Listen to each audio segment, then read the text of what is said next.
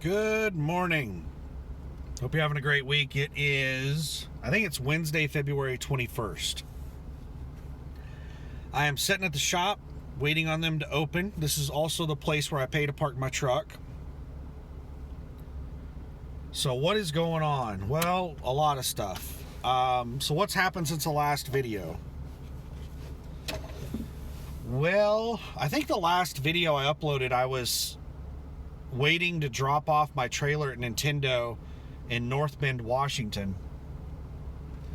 So I dropped off the trailer, went to the truck stop, got a tire patched, got some food, and then they called me and told me the trailer was ready around noon. I drove over there, picked up the trailer, and then got rolling. There was a lot of winter weather. So like half the drive was snow-covered roads and low visibility. And then the other half the drive was dry roads, no issue.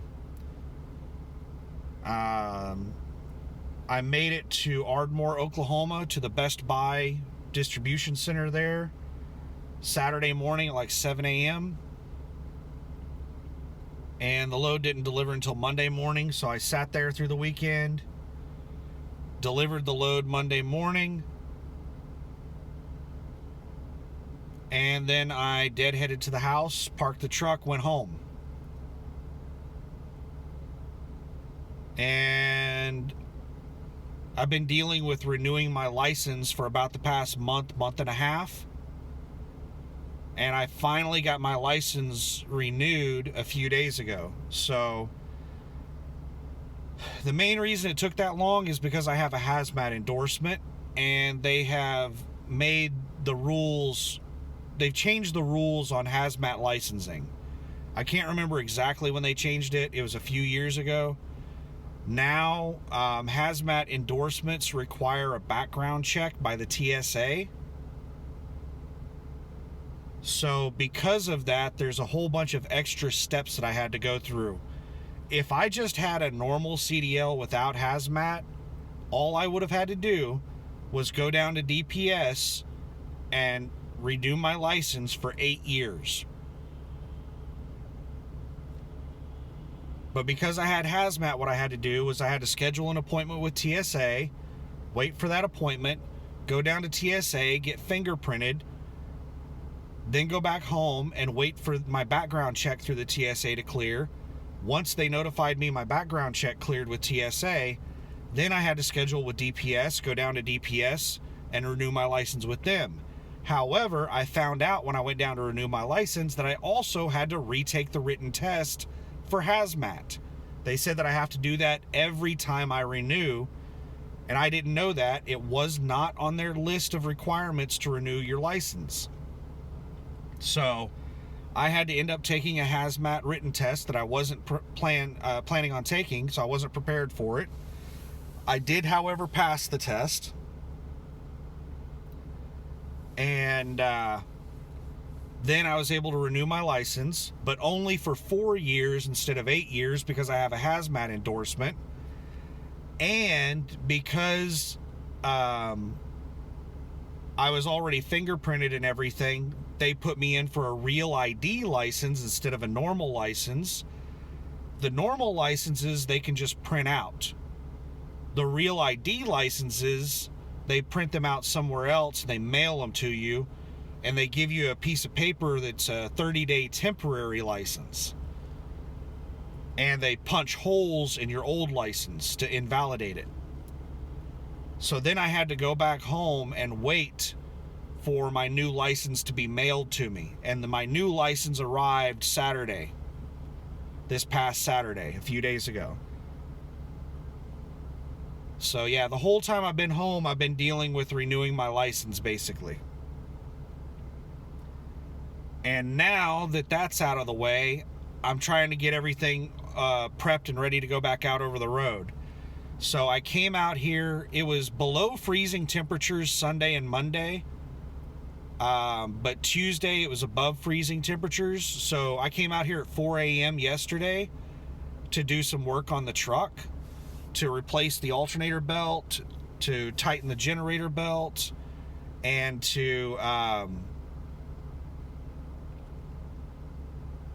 install the main control board that I bought in Portland.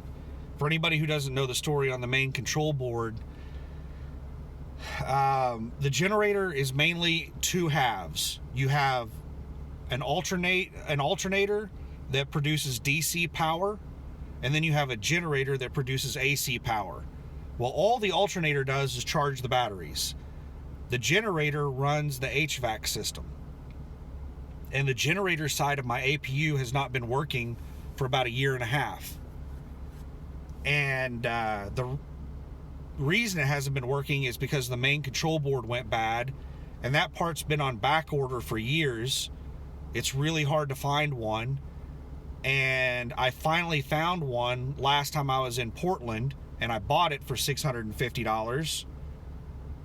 And I was going to have the mechanic there at the Carrier dealer install it for me, but the mechanic at the Carrier dealer was a moron, and I said, yeah, I don't want you working on my APU.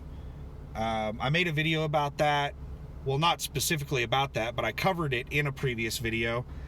Basically, he said a lot of stuff that was wrong, that I knew was wrong, and he wanted to cut a piece out of my truck to make it easier for him to replace the main board. And I've had the main board replaced twice, and nobody's ever had to cut a piece out of my truck to do it. So he was talking about doing thousands of dollars, potentially tens of thousands of dollars in damage to my truck to make it easier for him to replace the main board. And I was like, yeah, I don't want you working on my fucking truck. So I was like, I'll find somebody else to install it. So I've had the part for a couple of months, and I've just been waiting for an opportunity to install it. I thought about installing it out over the road, but I didn't want to get it wet, installing it outdoors, and I also didn't want to get to a point where I got it halfway installed and I couldn't finish the installation, and I just completely lost all functionality in my APU while I was out over the road. So I was like, I'll just wait till I get home. So that was what I planned on doing yesterday, was in alternator belt, generator belt, and install that board. So I got out there and replaced the alternator belt, and when I was tightening up the bolts, one of the bolts twisted in half on me as I was tightening it.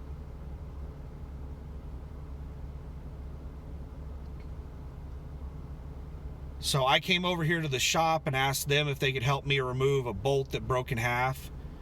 And they said, yeah, bring it on over. I was surprised that they were going to be able to work on it same day. But they told me that they no longer, basically, they're not a public shop anymore. It's a private shop now. So they have their own trucking company here. There's several businesses run at this location, and most of the shop's business is working on their own fleet of trucks. So now they've basically stopped working with new customers, and they're only working on their own fleet trucks and customers that they already have a relationship with. So that's the reason they weren't super busy. They're usually booked out like a couple of weeks. But they were able to get me in same day. I had to wait around until noon. But he was able to weld a nut on the end of the bolt and get the bolt out.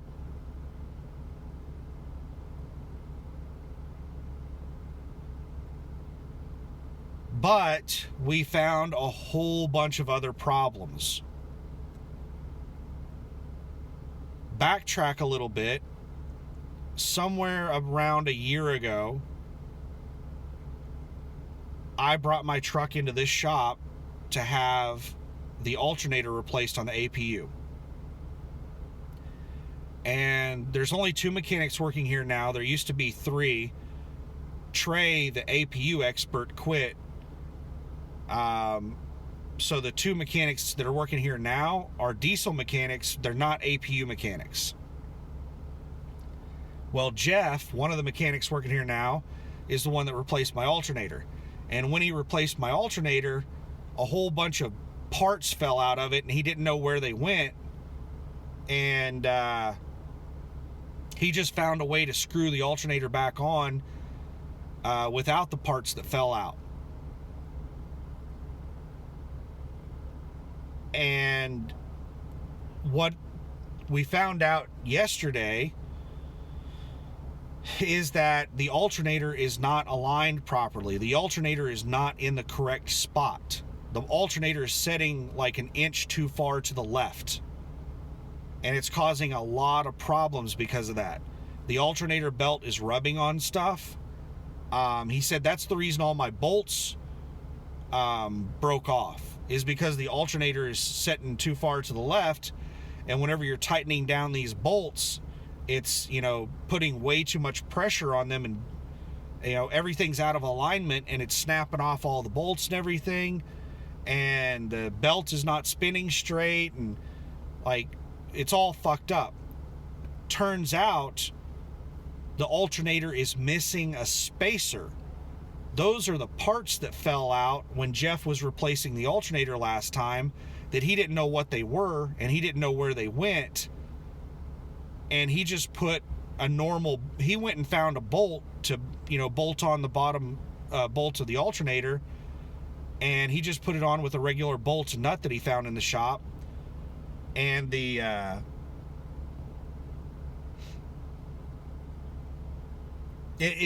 ended up causing a lot of problems. Just a second here, I gotta spit. Let me pause this. All right, we're back. So, I don't even know where. This is a really long story, but if I tell everything. So, I had to go running back and forth between here and another shop that sold bolts to get replacement bolts for everything. And Bill, and the other mechanic's the one that was working on it this time, not Jeff. Bill and I installed the main board, and we got all of that installed and everything. So now all that's left is the alternator. But we need a spacer, and we needed new bolts. I needed to run down to the bolt store again, and it was approaching 5 p.m. And he was saying that he might have to make a new spacer. So I told him that I still had the parts that fell out of the old alternator that Jeff didn't put back in. I just didn't know where they were. And I said, I'm pretty sure that I kept the old alternator. It's in a box in my garage at home. And I'm pretty sure that those old parts are in that same box, because I wanted to keep them. I didn't want Jeff to throw them away. And so we said, let's work on it again tomorrow then. So sure enough, whenever I got home, I found the alternator box and the spacer and all the parts and everything that fell out. But Bill re-threaded the hole, the bolt on the alternator with a bigger bolt than what it used to use. And the new bolt is too big for the old spacer. So he's probably going to have to drill out the spacer to accommodate the larger new bolt. So I don't know. Jeff created a massive amount of problems whenever he replaced the last alternator.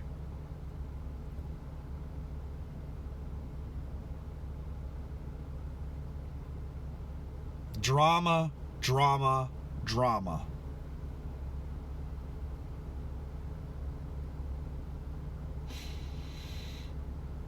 But anyway, hopefully we get all this fixed fairly quickly this morning. And hopefully they don't go overboard on the labor charges. I'm going to try to, so they charge like 100 and, I don't know what their labor rates are. They used to charge around $100 an hour, but everybody keeps jacking up their prices on labor and everything. But he worked on it for maybe somewhere in the area of 4 hours yesterday, and now we're looking at probably 2 to 3 hours today. So you're talking like 7 hours of labor. Even if it's only $100 an hour, you're talking they're going to probably try to charge me like $700 in labor. And I'm going to try to negotiate that down.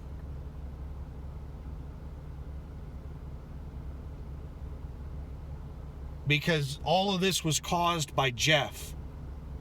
Like, I'm not going to try to get him to do it completely for free or anything, but I'm going to be like, come on, guys, can we not work something out here? Because Jeff fucked this shit up. Jeff did all of this. All this was caused by Jeff.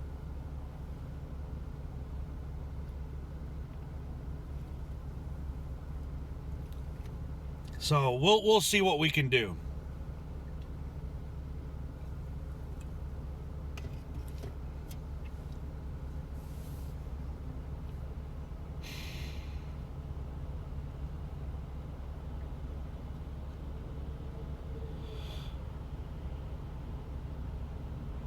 Starting to get a little bit of movement out here. Got some trucks going in and out.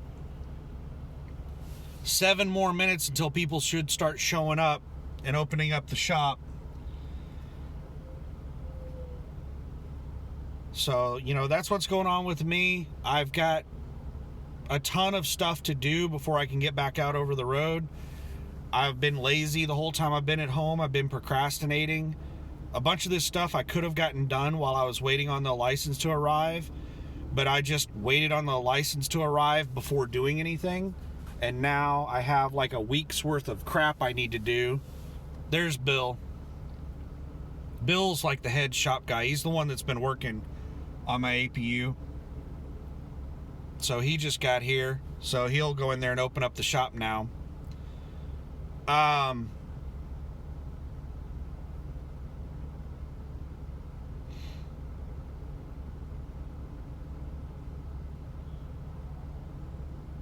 But yeah, I got a ton of stuff to do. It's probably going to take me the rest of this week to get everything done. And then I'll probably start looking for a load Monday of next week is when I'll finally start looking for a load to leave the house on. But I have to get a DOT inspection done on the truck and trailer. I have to do meal prep. I have to do a bunch of paperwork with Landstar, sending them copies of my new CDL, maintenance reports, stuff like that.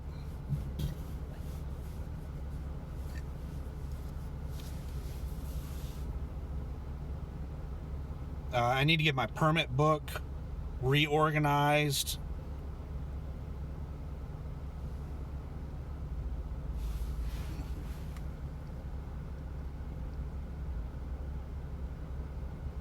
Here's the other mechanic, Jeff, pulling in right now.